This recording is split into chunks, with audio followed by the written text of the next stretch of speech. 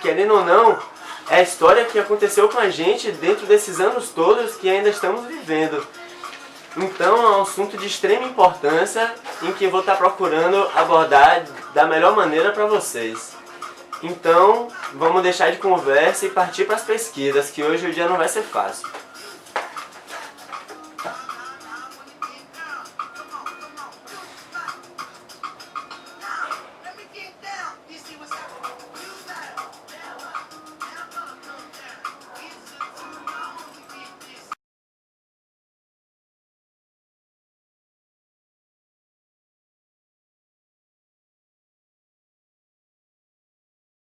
Bom, eu vou falar brevemente sobre o Tratado de Tordesilhas. Esse tratado foi assinado entre a coroa portuguesa e a coroa espanhola em 7 de junho de 1494, que visava dividir as terras descobertas e por descobrir por ambas as coroas fora da Europa. No contexto das relações internacionais, a sua assinatura ocorreu no momento de transição entre a hegemonia do papado, poder até então universalista, e a afirmação do poder singular e secular dos monarcas nacionais, uma das grandes facetas da transição da Idade Média para a Idade Moderna. De acordo com o tratado, uma linha a 370 léguas das ilhas de Cabo Verde iria servir de referência para a divisão de terras, a parte oeste ficando para a Espanha e a parte leste para Portugal. O Tratado de Tordesilhas deixou de vigorar apenas em 1750, onde as coroas portuguesas e espanholas definiram um novo tratado, que é a assinatura do Tratado de Madrid, onde definiram novas demarcações de terra para exploração. Afinal, o Tratado de Tordesilhas não estava sendo respeitado por ambas as coroas, que invadiam constantemente as suas terras. Surgiu através da imposição de uma vontade monopolítica nas relações sociais, formando base da cultura e do ordenamento jurídico brasileiro. O período colonial foi o período em que Portugal se tornou metrópole do Brasil, que era sua colônia. Neste tempo, houve um intenso processo de povoamento em que Portugal impôs seus costumes e princípios sobre os nativos. Os indígenas tinham seus costumes e valores baseados no sagrado. Eles não possuíam nenhum ordenamento jurídico. Quando o europeu chegou, dezenas de nativos foram designados ao catolicismo, lhes foi posto e eles foram obrigados a se adaptarem. Já os escravos vindo da África não tinham direito e nem eram tratados como pessoas. O direito utilizado em Portugal tinha como influência o direito romano, do mesmo jeito que era aplicado na metrópole. Ele foi para a colônia para servir como ordem jurídica, sendo crucial para o Brasil, dado que as relações sociais não se assemelhavam às relações de Portugal, exigindo normas próprias e não cópias. A ordenação jurídica vigente em Portugal era uma complicação dos costumes e leis, as quais mudavam quando havia um câmbio de reinado. As complicações eram conhecidas como ordenações de reino, e foram elas: ordenações afonistas, ordenações manuelinas e ordenações filipinas. Quando entraram em vigência na colônia, muitas normas perderam seu sentido e muitas lacunas apareceram, dado que as complicações não foram adequadas à realidade colonial. Ou seja, a cada vez que mudava de uma pessoa que estaria comandando no poder, as normas mudavam e muitas se esvairavam com o tempo. Bom, vou falar um pouco para vocês sobre o que foi as capitanias hereditárias. As capitanias hereditárias foi um sistema de administração criado pelo rei de Portugal, Dom João III, em 1534. Este sistema ele consistia em dividir o território nacional em grandes faixas e entregá-los para a administração. Este sistema ele foi criado pelo rei de Portugal com o objetivo de colonizar o Brasil, evitando assim as invasões estrangeiras. As capitanias hereditárias receberam este nome porque foram passadas de pai para filho. Estas pessoas que recebiam a permissão de uma capitania eram conhecidas como donatários. Tinham como missão colonizar, proteger e administrar o território.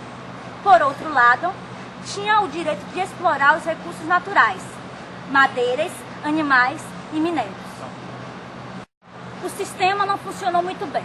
Apenas as capitanias hereditárias de São Vicente e Pernambuco deram certo.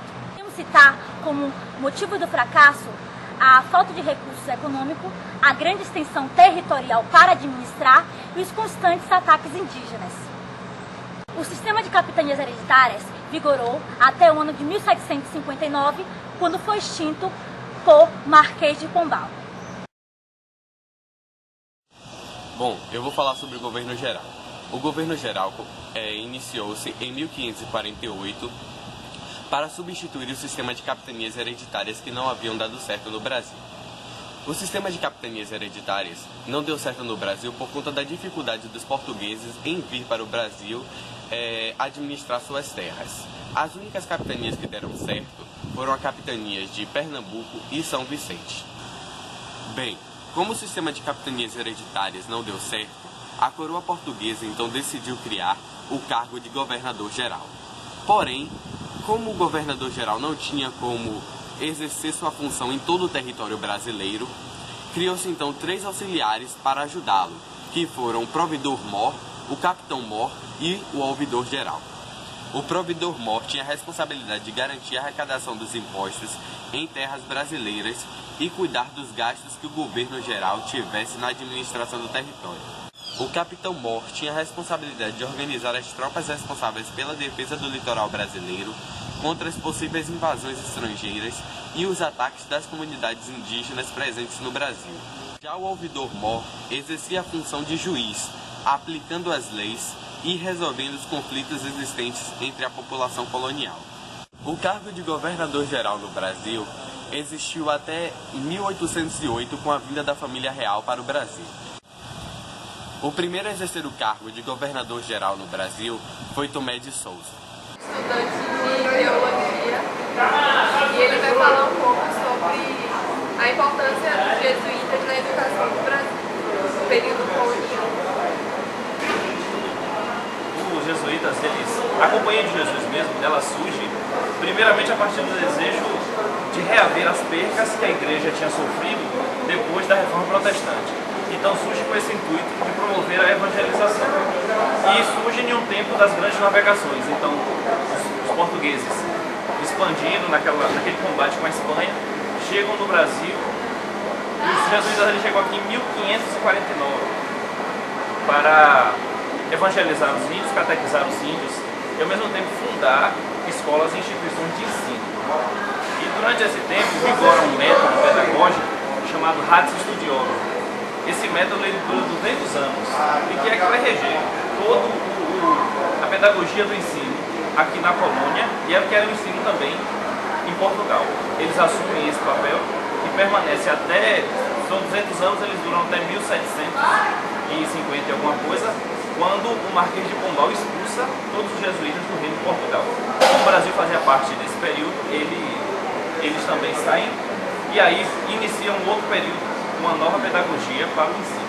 Então, mas tem toda essa importância, porque primeiro, dentro da ideia dele, da ideia da época, de evangelização dos índios, do anúncio do Evangelho de Cristo, reaver essas percas da reforma protestante, e tinha toda uma estrutura que favorecia isso. Então, mesmo que fosse ensinado várias outras disciplinas, o conhecimento ele deveria perpassar, sobretudo, por esse caminho para a fé. Então, vão surgindo os colégios, o primeiro colégio jesuíta, se eu não me engano, foi aqui em Salvador, o colégio jesuíta, e aí vai se expandindo para o Brasil, por outras regiões. Assim tem a importância fundamental, porque 200 anos eles foram responsáveis pelo ensino, pela toda o método e a prática do ensino aqui, e por isso tem toda essa importância fundamental nos primeiros momentos da história desse país. Agora, explica pra gente, havia uma diferença do ensino para o índio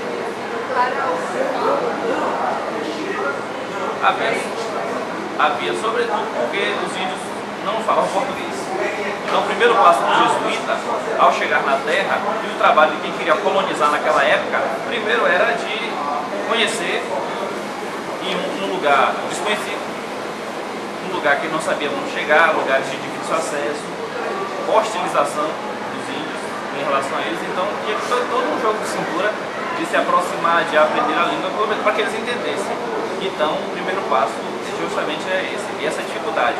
Claro, depois a gente vai ter aqui um processo que é de adequar cultura, linguagem, aquilo que o índio acreditava. Então eles já tinham suas divindades. O processo é um pouco de cristianizar aquilo que eles já tinham, levar em conta que eles tinham esse senso religioso muito presente, das suas divindades, sobretudo em relação à natureza. Então, eles compreendiam muito bem algumas coisas, porque tinham assimilações com a própria religião católica em relação à Eucaristia. Muitos índios eram canibais, acostumados a comer gente, comer carne humana.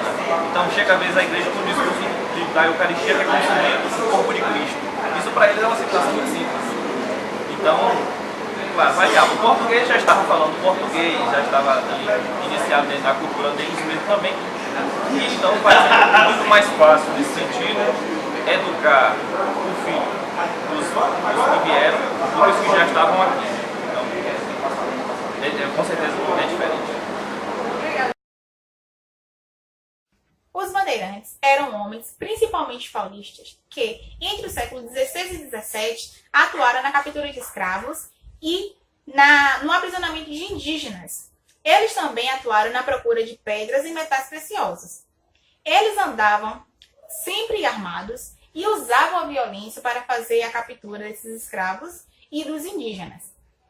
Existiam as chamadas bandeiras e as entradas, onde as entradas eram expedições oficiais organizadas pelo governo que saíam do litoral em direção ao interior do Brasil. E as bandeiras eram expedições organizadas e financiadas por particulares, principalmente paulistas. Eles saíam de São Paulo e São Vicente em direção às regiões centro-oeste e sul do Brasil. Eles saíam de São Paulo porque São Paulo era o centro de uma rede de trilhas indígenas. E qual era o objetivo dessas bandeiras? As bandeiras tinham como objetivo procurar encontrar minas de ouro, prata e pedras preciosas. E como eram constituídas essas bandeiras? Essas bandeiras eram constituídas por um comandante-mor, onde esse comandante ele tinha poder de vida e morte sobre os que o acompanhavam.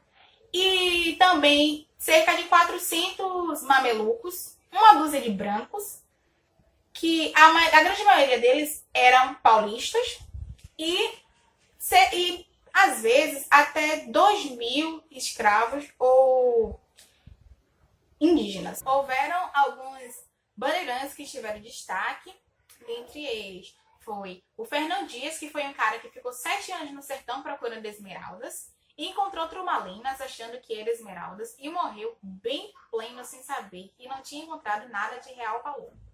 Bartolomeu Bueno da Silva, que foi o cara que pôs fogo na cachaça dizendo para os índios que era água e ficou conhecido como Anhangueira, que significa o diabo velho. Domingos Jorge Velho, que foi o cara que confrontou o Quilombo dos Palmares, o Raposo Tavares, que foi um bandeirante por excelência, e o Manuel Borba Gato, que se notabilizou. Tanto é que hoje ele é um monstrumento, como é chamada uma estátua de ladrilhos, que tem lá em São Paulo. Então, podemos dizer que os bandeirantes eles foram os responsáveis pela expansão do território brasileiro, desbravando os sertões, além do Tratado de Tordesilhas. Mas, por outro lado, eles agiram de uma forma muito violenta na captura dos escravos e dos índios, fazendo com que eles contribuíssem para a manutenção do sistema escravocrata que vigorava aqui no Brasil colônia. A primeira atividade econômica exercida no país foi o pau-brasil, mas com o uso muito excessivo das árvores, elas foram ficando raras. Já a criação de gado ajudou bastante para o povoamento no interior do país. A economia colonial existia no intuito de satisfazer a metrópole e tinha que comprar de Portugal tudo o que era necessário para o seu desenvolvimento. Na época era comandada por Portugal, que mantinha exclusividade nos negócios com a colônia. O avanço econômico do Brasil estava ligado ao capitalismo mercantil, que no período colonial foram desenvolvidas várias atividades de subsistência e exportação. Com o aumento da extração do ouro, ampliou-se também a carga fiscal sobre a atividade mineradora. A pressão tributária da coroa portuguesa levou à montagem de um complexo burocrático nos centros da mineração, cujo objetivo era, em última instância, estabelecer um rígido controle para evitar sonegação e ampliar ao máximo as receitas do próprio Estado. Foi instituído pela coroa portuguesa 7 tributos diferentes, que foi a captação, as fintas, as batelas, o quinto régio do ouro, a derrama, o direito de passagem e o direito de entrada. Foi imposto instituído e cobrado sobre o número de escravos utilizados em cada garimpo, e era cobrado 17 gramas de ouro por escravo. As fintas eram o sistema de contas anuais de arrecadação do quinto, instituído em 30 arrobas de ouro, que corresponde a 450 quilos. A bateia era um tipo de imposto cobrado pela coroa portuguesa, que era uma gamela que separava o ouro do cascalho. O direito de entrada era cobrado nas 3 passagens legais do Rio de Janeiro, São Paulo e Bahia, no qual eles cobravam um imposto para a entrada de produtos secos, que eram utensílios domésticos, roupas e tal, e produtos molhados, que eram vinhos, azeites. Direito de passagem era uma espécie de pedágio cobrada a pessoas e animais que entrassem no território mineiro. Derrama era a cobrança oficial e forçada dos quintos em atraso, que equivalia a 100 arrobas cobradas nas capitanias mineiras. Quinto régio do ouro era o tributo cobrado sobre o ouro extraído, que equivalia a 20% do total declarado pela mineradora, e ele era cobrado nas casas de fundições, onde o ouro era fundido e transformado em barras de diferentes tamanhos. Nesse vídeo de hoje vamos tratar sobre as ordenações do reino. Então, para contextualizar, com o crescimento populacional e a consequente complexidade da sociedade, houve a necessidade de exigir um número maior de novas leis que abrangessem não só os temas atuais, como também as situações que outrora não tinham sido previstas.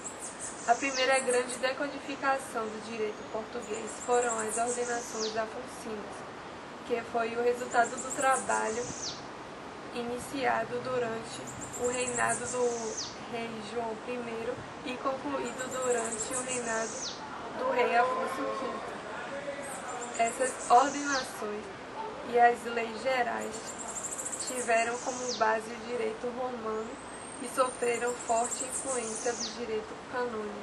A técnica para a elaboração dessas ordenações foi a compilação, que consistia na transcrição na íntegra das fontes anteriores. Contudo, essas leis distribuídas em 5 volumes tornavam a sua reprodução onerosa e lenta. Com o surgimento da imprensa em Portugal, e a observação dessa nova dinâmica das relações políticas, sociais e econômicas tornou um ambiente favorável para a introdução de debates e discussões sobre uma possível reforma nesse ordenamento. As ordenações afonsinas vigoraram de 1446 até 1521, quando foram introduzidas as ordenações manuelinas durante o reinado de Manuel I. Não houve muita alteração se tratando da forma dessas ordenações, que continuou sendo dividida em 5 livros, em títulos e parágrafos. As ordenações manuelinas não faziam referência às leis antigas, mas as tratavam em forma de decreto como se novas fossem. As leis extravagantes eram leis criadas fora do código. Eram chamadas extravagantes porque visavam solucionar problemas novos.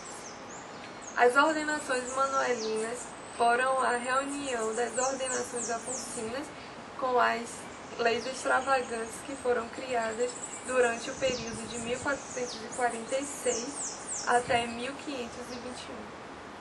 A 1603 aconteceu a mesma coisa. Novas leis extravagantes foram publicadas fora das ordenações e que depois foram reunidas nas ordenações filipinas, oficialmente divulgada em 1603 durante o reinado de Filipe I.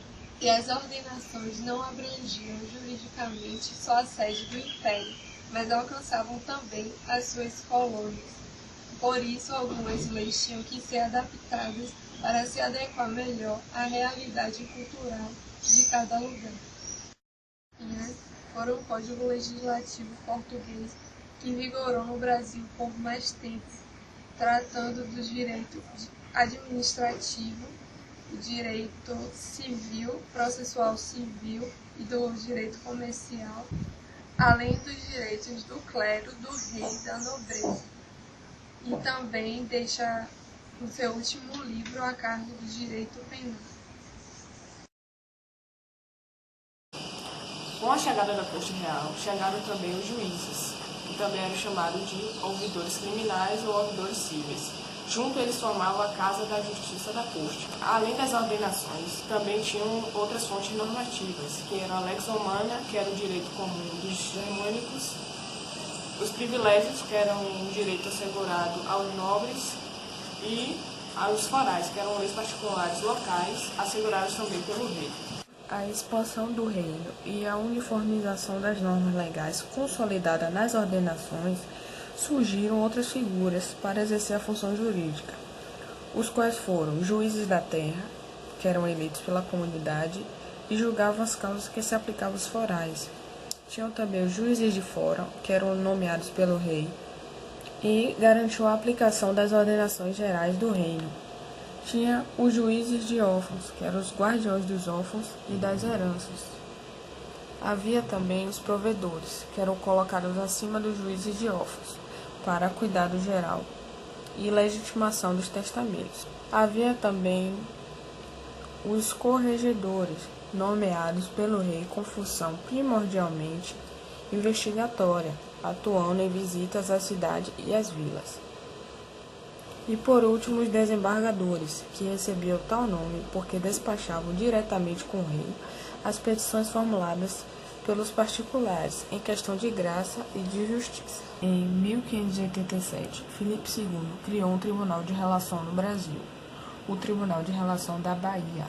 Com a criação desse órgão, houve um declínio nos poderes dos ouvidores.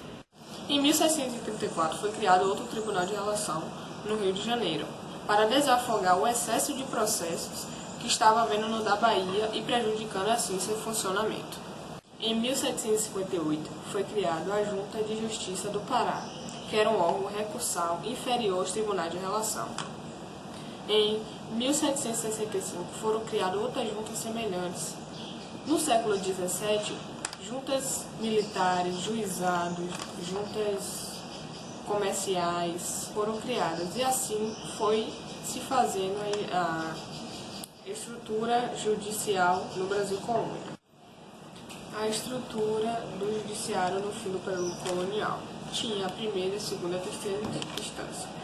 Na primeira instância havia os juízes de vintana, o juiz de fora e o juiz ordinário. Na segunda instância havia o Tribunal de Relação da Bahia e do Rio de Janeiro. E na terceira instância havia a causa da suplicação, o desembargo do passo e a mesa de consciência e de ordens, que eram órgãos superiores das jurisdições especializadas. Com a vinda da família real em 1808, a relação do Rio de Janeiro virou a casa de suplicação para todo o reino.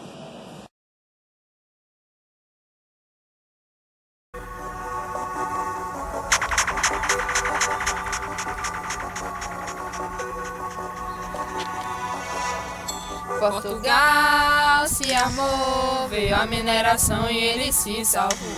Sede acabou, ouro chegou, e tributos a coroa instaurou.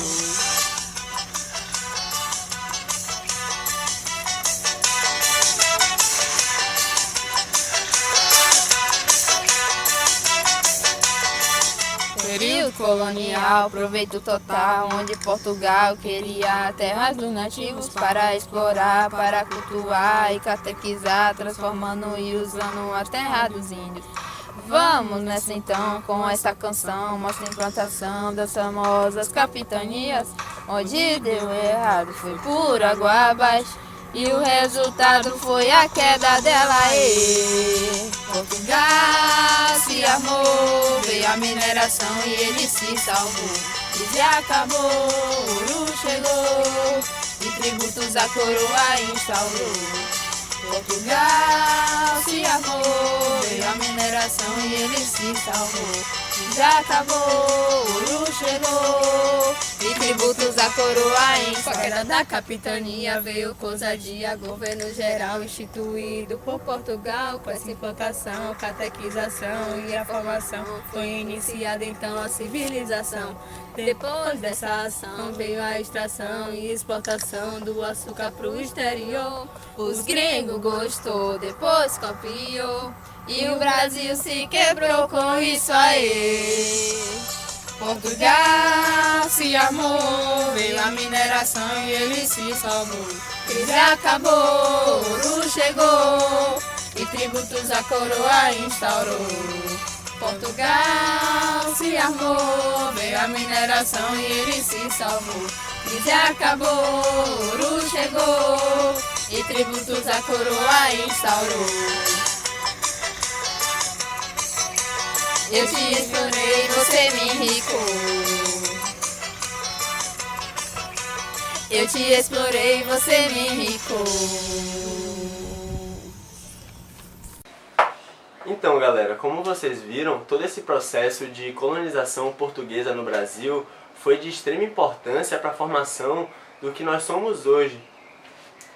Então, espero que vocês tenham compreendido o assunto da melhor maneira possível e que vocês pensem mais sobre o assunto e estudem mais, porque a história do nosso país é de extrema importância e que acredito que cada um deveria se aprofundar mais. Então, com o final desse vídeo, espero que todos fiquem bem e é isso. Valeu, falou!